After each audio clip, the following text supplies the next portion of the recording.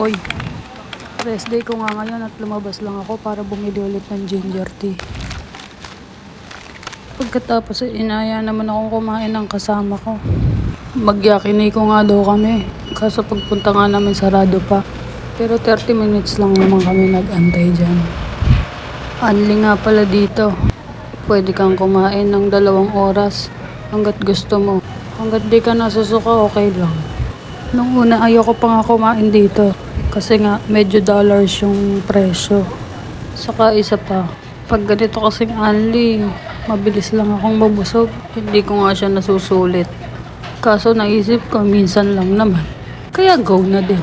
Hindi ko na nga matandaan yung huling beses na kumain ako dito. Paano? Tingin nyo lagi sa akin, madaming pera. Charot lang. Sana nga, totoo, diba?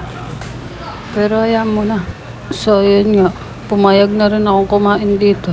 Kasi minsan, kailangan din nating i-treat yung sarili natin. Okay lang ba kakain ako ng masarap ngayon?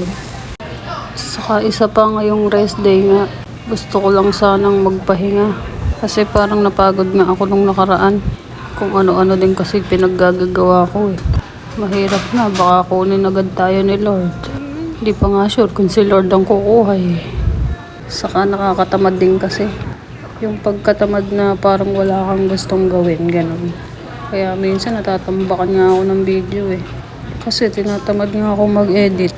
Pero bukas baka sipagin na din ako. Isa-isa lang, mahina ang kalaban eh.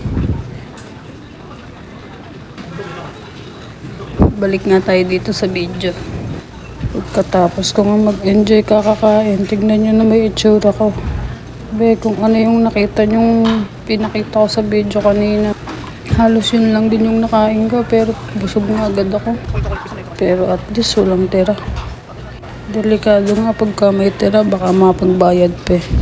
Tapos huli ko na nga tinira tong cheese nila. Hindi ko nga alam kung anong tawag dyan eh, pero masarap naman yan. Nakadami nga ako niyan eh. So, yun lang naman. Share ko lang. Sana di kayo napikon. See you on my next vlog. チャンネル登録お願いね。